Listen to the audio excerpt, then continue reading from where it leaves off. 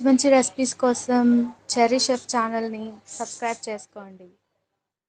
Hello Amigos, నేను మీ cherry chef. ఈరోజు నేను మీకోసము మిర్చి బజ్జీ తీసుకొచ్చాను. ఈ మిరపకాయ బజ్జీ కరెక్ట్గా చేసుకుంటే చాలా పర్ఫెక్ట్గా ఉంటుంది.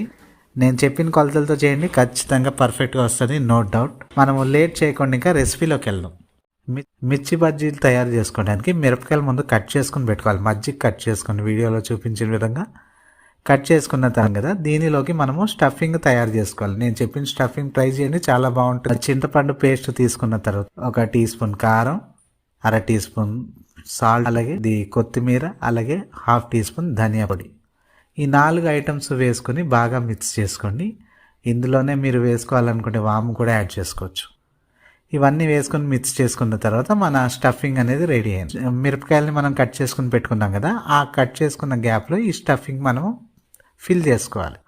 వీడియోలో చూపించిన విధంగా చేసుకోండి. మిక్సింగ్ బౌల్లో నేను ఒక 200 గ్రామ్స్ తీసుకున్నాను శనగపిండిని. 2 టేబుల్ స్పూన్ బియ్యం పిండి వేసుకున్నాను. బియ్యం పిండి వేసుకోండి. బియ్యం పిండి వేసుకుంటే కొద్దిగా క్రిస్పీగా ఉంటాయి అన్నమాట బజ్జీలు అనేవి. 1 చిటికెడు వాము వేసుకోవాలి. 1 చిటికెడు ఇంగువ వేసుకోండి. కొద్దిగా కుకింగ్ సోడా వేసుకోండి. కారం, ఉప్పు, పసుపు వేసుకోండి. 1 టీ స్పూన్ కారం, 1/2 tea spoon salt, 1/4 tea spoon పసుపు వేసుకున్న తర్వాత 1/2 టీ స్పూన్ ధనియా పొడిని కూడా వేసుకోండి. వీటన్నిటిని కూడా బాగా మిక్స్ చేసుకోండి. శనగపిండిని కలుపుకోవాలి. కొద్దిగా నీళ్లు వేసుకుంటూ మన వీడియోలో చూపించిన టెక్స్చర్ వచ్చేలాగా లంప్స్ అవి రాకుండా జాగ్రత్తగా కలుపుకుంటే మన బజ్జీ పిండి రెడీ అయిపోయినట్టే. ఇప్పుడు మనకు పిండి రెడీ అయిపోయింది, స్టఫింగ్ కూడా రెడీ అయిపోయింది. ఇప్పుడు మనం వీడియోలో చూపించిన విధంగా పిండిని మనము స్టఫ్ చేసుకుని బజ్జీకి నూనెలో వదలాలి. నూనె సుమారు 30 లీటర్ పడుతుందన్నమాట. ఆయిల్లో కొద్దిగా ఫ్రై చేయండి. మనం ఇది కంప్లీట్ కుక్ అవ్వాల్సిన పని లేదు. ఒక 70% కుక్ అయింది అన్నప్పుడు తీసేయండి. బజ్జీలు తీసేసి పక్కన పెట్టుకోండి. ఇలాగ మనం ఎన్ని మిరపకాయలు అయితే పెట్టుకున్నామో అన్నిటికీ బజ్జీలు మనము ఆయిల్లో విడిచిపెట్టేటప్పుడు వీడియోలో చూపించిన విధంగా విడిచిపెట్టండి. అయితే గమనించండి, బజ్జీలకు మనం ఆయిల్లో వేసాడు కొద్దిగా గ్యాప్ అనేది ఉండాలి. వీడియోలో చూపించిన విధంగా చూడండి, మీకు అర్థమవుతుంది.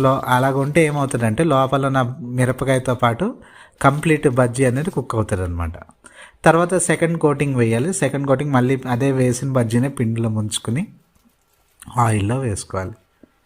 ఈసారి పూర్తిగా ముంచేసినా పర్వాలేదు, ఎందుకంటే ఆల్రెడీ ఆ మధ్యలో కుక్ అయిపోయి ఉంటుంది కాబట్టి. పూర్తిగా ముంచుకొని వేసుకున్నారనుకోండి పర్ఫెక్ట్గా. చూసారా బజ్జీ షేప్ అనేది ఎంత బ్రహ్మాండంగా వచ్చిందో?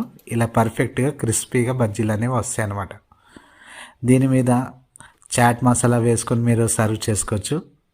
లేదా కొద్దిగా నేను వీడియోలో చూపించిన విధంగా ఆనియన్, పల్లి, కొత్తిమీర వేసి కొద్దిగా నిమ్మకాయ పిండుకొని తింటే సూపర్. అసలు అది ఖచ్చితంగా ట్రై చేయండి, పర్ఫెక్ట్గా వచ్చి తీరుతుంది. బాగా వస్తే నా ఛానల్ని సబ్స్క్రైబ్ చేసుకోండి.